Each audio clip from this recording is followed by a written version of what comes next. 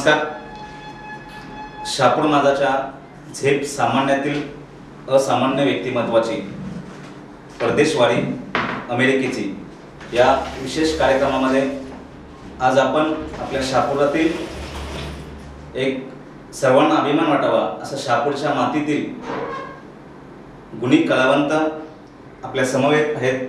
नजीर शेख पत्रकार आपल्या समवेत आहेत. दिनेश पाचगडे. आज मला सांगताना खरोखर अभिमान वाटतोय. केसरी टूरच्या वतीने एक स्पर्धेचं आयोजन करण्यात आले होतं. या चित्रकला स्पर्धेमध्ये देशभरातून 17,000 विद्यार्थी सहभागी झाले होते. त्यामध्ये आपल्या शहापूरच्या मातीतील शेनवे हायस्कूल 12वी ते शिकणारा विद्यार्थी नजीर शेख हाही सहभागी झाला होता. आणि या 17,000 विद्यार्थ्यांमधून 170 विद्यार्थ्यांची निवड ही 22 मे ते 24 मे या कालावधीमध्ये पुढील स्पर्धा जी अमेरिकेत होणार आहे त्या 170 विद्यार्थ्यांमध्ये ज्याचा सहभाग झालेले असे आपल्या शहापूरकरांना अभिमान वाटावा असं व्यक्तिमत्व कलाकार नजीर शेख आपल्या समवेत आहेत. तर नजीर शेख यांच्याकडून आपण काही स्पर्धेसंदर्भात महत्त्वपूर्ण माहिती जाणून घेऊया. नजीर शेख, मला तुम्ही सांगा, स्पर्धा तुम्हाला कुठल्या माध्यमातून तुमच्यापर्यंत पोहोचली? आमच्या कॉलेजमध्ये मी 12वीच्या आता 12वीमध्ये शिकत होतो आणि आमच्या कॉलेजमधले जे चित्रकलेचे शिक्षक आहेत खायनर सर म्हणून, त्यांच्या माध्यमातून मला हे चित्रकलेचे विषय समजले. परंतु ते सांगितलं नाही का तू या चित्रकले स्पर्धेत भाग घे काही. त्यानंतर ते सांगितलं ऑनलाईन फॉर्म आहे, आजची लास्ट डेट आहे, ते ऑनलाईन फॉर्म भरून घे. परंतु मला पण ऑनलाईन फॉर्म कसे भरायचे ते सुद्धा माहीत नव्हते. परंतु आमच्या कॉलेजमध्ये मलेगाव येथे शिर्के बंधू आहेत कॉलेजमध्ये कॅम्प्युटरमध्ये, त्यांनी मला सांगितलं कसे ऑनलाईन फॉर्म भरायचे. मी त्यांना वेबसाईट सांगितली, त्या ऑनलाईन फॉर्म भरून दिले माझे आणि माझा फोन नंबर टाकला. त्यानंतर दुसऱ्या दिवशी मला कॉल आला तुमचं सिलेक्शन झालेलं आहे आणि तुम्ही परीक्षेसाठी येऊ शकता. स्पर्धा कुठे झाली? ही स्पर्धा modern art Mumbai national gallery तिथे झाली. आणि स्पर्धेसाठी कुठले विषय देण्यात आले होते? स्पर्धेसाठी आम्हाला आदिवासी कल्चर हा विषय दिला गेला होता आणि त्या विषयावर 17 चित्र काढत होते. म्हणजे आदिवासींची संस्कृती कशी, त्यांचं राहणीमान, खाणं पिणं आणि त्यांची शिकार या विषयावर 17 चित्र काढत होते. तुम्ही कुठला विषय निवडला? मी आदिवासी कल्चर निवडला आणि त्या विषयावर जो आपण विषय निवडला त्या विषयावर प्रेझेंटेशन पण करत होते आणि त्या विषयावर 15 मिनिटे भाषण बोलत होते. याविषयी काय थोडक्यात माहिती आपण सांगू शकता? कारण आदिवासी कल्चर हा विषय प्रामुख्याने मी शहापूर तालुक्यातील जास्त आदिवासी भाग आहे, त्यामुळे मला आदिवासींची प्रामुख्याने जास्त माहिती होती. त्यामुळे मी आदिवासी कल्चर हा विषय निवडला. त्या कल्चरमध्ये कुठल्या विषयांचा सहभाग आला होता? त्या कल्चरमध्ये राजस्थानी कल्चर, इंडियन कल्चर आणि आदिवासी कल्चर. आदिवासी कल्चरमध्ये मला आपल्याकडे हे जाणून घ्यायचं आहे की त्याच्यामध्ये आदिवासी संस्कृतीच्या कुठल्या विषयांना तुम्ही स्पर्श करण्याचा प्रयत्न केला? मी आदिवासींची जी संस्कृती, त्यांचं राहणीमान आणि त्यांचे खाणेपिणे आणि त्यांची जास्त करून आर्थिक परिस्थिती त्यांची तर बिघडत असते, त्यानुसार त्यांचा पुढचा म्हणजे त्यांचा उदरनिर्वाह कसा चालतो त्याविषयी जास्त माहिती दिली. मी जातोय दिनेश पाचगडे यांच्याकडे. आपले प्रतिनिधी आहेत. आपल्यापर्यंत ही बातमी कशा पद्धतीने पोहोचली? मुळातच मी त्याच्या शेजारी साडेगावमध्ये राहणार असल्या कारणाने एक दिवस मी नाक्यावर म्हणजे शनिवार बाजारामध्ये असताना यांच्याच समाजाचा एक मित्र होता, त्यांनी मला ही माहिती दिली थोडक्यात. आणि मी मुळातच शनिवार हायस्कूलमध्ये शिकलेला विद्यार्थी. मला जेव्हा माहिती मिळाली तेव्हा त्यांनी मला सांगितलं की बाबा असा आमच्या समाजाचा एक विद्यार्थी की जो आज अमेरिका दौऱ्यावर चालला आहे आणि त्याला स्पर्धेमध्ये महाराष्ट्रामध्ये प्रथम क्रमांक मिळाला आहे आणि आज 2 महिने झाले त्याची कुठेही चर्चा नाही किंवा कुठेही त्याचा उल्लेख नाही. तर मग त्या अनुषंगाने मी तात्काळ आमच्या शहापूर माझ्या टीमशी संपर्क साधला आणि मग त्याची दखल घेण्यासाठी मी त्याच्या घरी गेलो, त्याचं वास्तव बघितलं आणि त्यानंतर मी ठरवले की आज महाराष्ट्रात ज्याने कलेतून प्रथम क्रमांक मिळून आणि आज हा शहापूरच्या मातीतला कलाकार जर समजा अमेरिका दौऱ्यावर जातो तर ही जी बाब आहे ही लोकांपर्यंत पोहोचलीच पाहिजे आणि त्याला कुठेतरी एक न्याय द्यावा हा प्रामाणिक छोटासा प्रयत्न आम्ही आज शहापूर माझ्याच्या माध्यमातून करतोय. दिनेशजी, आपण सांगू शकाल, आपण नदीरच्या कुटुंबापर्यंत पोहोचला, नदीरची कौटुंबिक स्थिती आणि नदीर कशा पद्धतीने शिक्षण घेत आहे याविषयी आपण सांगू शकाल? मुळातच नजीर हा एकदम गरीब कुटुंबातला आणि वेलोळी लिंगायत हे गाव अतिशय थोडंसं दुर्गम भागामध्येच येतं आहे आणि या दुर्गम भागामध्ये संपूर्ण गावामध्ये एकमेव या समाजाचं मुस्लिम समाजाचं एकमेव घर आणि त्या कुटुंबामध्ये त्याच्या वडिलांची परिस्थिती येते. आता आपण बघतो की लग्न कार्य असतात, काही कार्यक्रम असतात, अशा ठिकाणी जेवण बनवायचं काम ह्या नजीरच्या वडिलांचं आहे आणि त्यांना कुठेतरी तुटपुंजी मदत मिळते. त्यामधून एक 200-300 रुपये असतील तर त्या पैशाच्या जोरावर त्यांनी त्यांच्या 2 मुलांना शिक्षण दिलं आणि आज त्यांचा मुलगा 12वी झाला आणि 12वी झाल्यानंतर त्यांनी त्याला जी काही कलेसंबंधी काही जी मदत केली त्या कलेच्या मदतीच्या जोरावर आज त्यांचा मुलगा अमेरिकेत जातोय. अतिशय गरीब परिस्थिती. नजीर, मी तुमच्याकडे येतोय. यापूर्वी आपण चित्रकला स्पर्धेमध्ये कधी सहभाग घेतला होता आणि ही कला आपण कशा पद्धतीने जोपासण्याचा प्रयत्न केला? मी प्रथमतः आमच्या कॉलेजमधून ज्या स्पर्धा होत्या कॉलेजमध्ये त्या स्पर्धांचं प्रामुख्याने स्पर्धा देत गेलो आणि त्या स्पर्धेमध्ये प्रथम क्रमांक घेत गेला. त्यानंतर कॉलेजमध्ये महाराष्ट्र शासनाचे जलविद्युत जे संरक्षण होते त्या संरक्षणावर महाराष्ट्र शासनाची जी टीम आली त्याही चित्रकला स्पर्धा आयोजन केले होते आणि त्या स्पर्धेमध्ये माझा प्रथम क्रमांक आला. त्यानंतर त्याही मला तालुकास्तरीय जी स्पर्धा झाली होती त्या स्पर्धेत भाग घेण्यासाठी सांगितलं. त्या स्पर्धेमध्ये प्रथम क्रमांक आला. त्यानंतर बिर्ला कॉलेज कल्याण इथे मला स्पर्धेसाठी निवड झाली आणि त्या स्पर्धेत सुद्धा माझा प्रथम क्रमांक आला. त्यानंतर अंबरनाथ येथे स्पर्धेसाठी गेलो, तिथे सुद्धा प्रथम क्रमांक आला. त्यानंतर मग राष्ट्रीय पातळीवर माझी निवड झाली आणि तिथे सुद्धा प्रथम क्रमांक आला. खरोखर अभिमान वाटतोय नजीर तुझ्या कलेचा. आज नजरेच्या माध्यमातून मी समस्त शापूर माझाच्या प्रेक्षकांना एक आठवण करू देऊ इच्छितोय की मागे नासाच्या माध्यमातून मंगल ग्रहावर जे यान पाठवलं गेलं होतं ते यानसाठी जे महत्त्वाचा एक पार्ट जो बनवला गेला होता ते शापूरच्या मातीतील शापूरचे भूमिपुत्र साने यांनी बनवला होता. महाराष्ट्र टाइम्समध्ये ही बातमी सगळीकडे पसरली होती. हे संदर्भ देण्याचा उद्देश माझा एवढा आहे की शापूरच्या मातीतील गुणवत्ता ही खरोखर ही शापूरपुरतं, ठाण्यापुरतं, महाराष्ट्रापुरतं मर्यादित नाही. मग आमचे साने बंधू असो किंवा आज काल परवाचा आमचा विद्यार्थी नजीर असो, आज अतिशय प्रतिकूल परिस्थितीत 17,000 विद्यार्थ्यांमधून आपला नजीर केवळ शापूरचं, महाराष्ट्राचं प्रतिनिधित्व करत नाही तर या भारताचं प्रतिनिधित्व आज अमेरिकेमध्ये करत आहे. नजीर, या स्पर्धेतील तुझ्या पुढे आव्हानं कोणती असतील?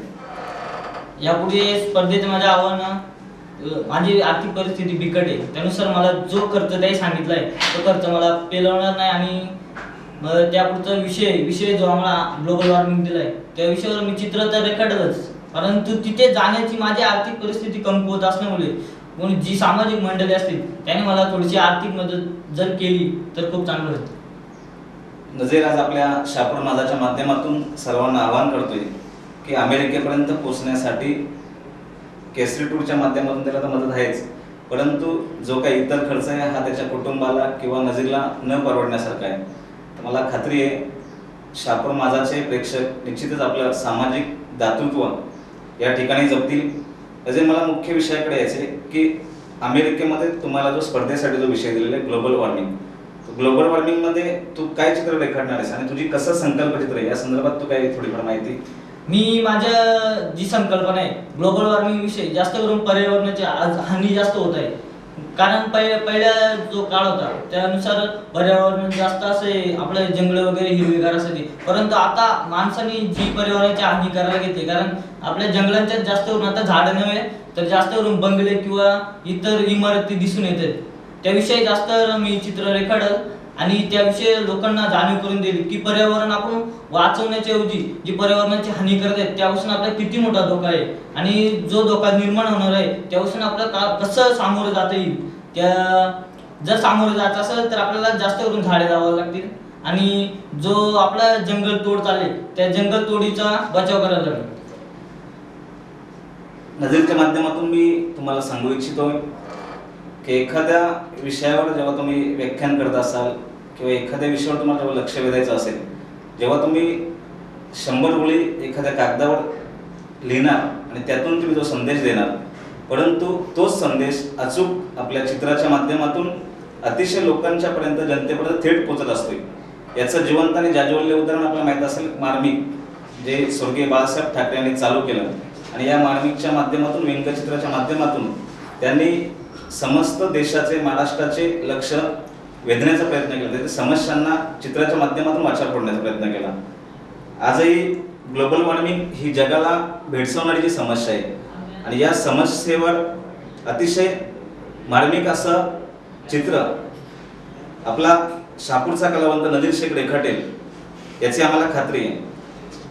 यासाठी नजीर, तू काय प्रयत्न करतेस? तुझा सराव कसा आहे आता या पुढील स्पर्धेचा? या पुढील स्पर्धेचा जो विषय आहे त्या विषयावर मी माझ्या संकल्पनेतून चित्र रेखाटलं. परंतु आता टिटोल येथे साई आर्ट क्लासेस आहेत, तिथे मी क्लासला जातो आणि तिथे जे सर आहेत ना, त्यामुळं हा विषय, त्या विषयावर मला जास्त करून भर देतात आणि या विषयावर जास्त करून कसे चित्र रेखाटेल त्या विषयाची संकल्पना मला देतात. मला एक आठवण करून द्यायची आहे की आपण पाहत आहोत छत्रपती शिवाजी महाराज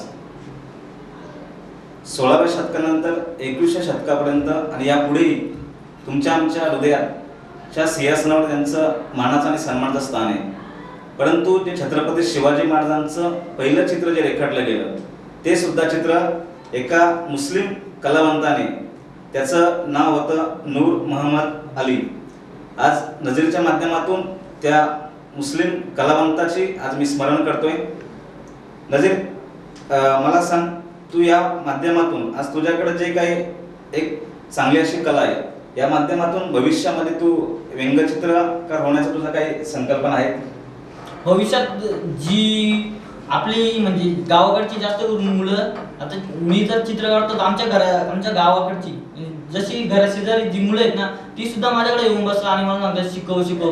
पण त्यांची आर्थिक परिस्थिती सुद्धा बिकटची असल्यामुळे त्यांना सुद्धा माझी सुद्धा आर्थिक परिस्थिती बिकट असल्यामुळे त्यांना मला शिकवणे होत नाही. जर माझा अमेरिकेमध्ये जर प्रथम क्रमांक आला तर मी जास्त करून भर आपल्या जी ग्रामीण विभागातली जी मुलं आहेत त्यांच्यावर जास्त देईल आणि जी मला जी कला अवगत आहे ती त्यांना अवगत करण्याचा प्रयत्न करेन.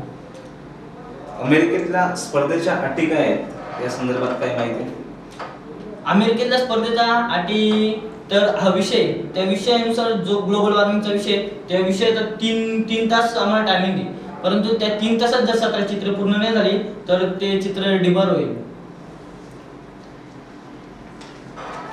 आणि त्या जे तुम्ही सहभागी होणार आहेत त्या स्पर्धेच्या तुम्हाला सन्मान किंवा पारितोषिक काय असणार या संदर्भात जरा माहिती आपल्याकडून प्रेक्षकांना मिळाली तर बरं होईल. हा, नक्कीच. ही स्पर्धा अमेरिके ते न्यूयॉर्क सिटी इथे होणार आहे आणि त्या स्पर्धेत प्रथम क्रमांक येईल त्याला अमेरिकन $1,00,000 आहेत आणि एक सोन्याची ट्रॉफी आहे 1.5 फुटाची आणि त्यानंतर एक एर्टिगा गाडी आणि 2 नंबरची जे बक्षीस आहे ते सुद्धा $52,000 आहे. 52,000 अमेरिकन डॉलर्स आहे आणि एक चांदीची ट्रॉफी आहे 1.5 फुटाची आणि एक 2 व्हीलर गाडी आणि तिसरं सुद्धा तसंच आहे. आपल्या समवेत शहापूर माझाचे पत्रकार आहेत दिनेश पाचगरे. त्यांना मी चांगला ओळखतोय आणि मला सांगताना अभिमान वाटतोय की ते एक चांगल्या पद्धतीचे कलावंत आहेत, मग साहित्य क्षेत्र असो अथवा पेंटिंग असो. दिनेश पाचगरे, या संदर्भात आपला अनुभव काय सांग? मुळातच मला प्रेक्षकांना सांगा वाटतं की आज मी पत्रकारिता करतोय पण मी देखील एक कलाकार आहे.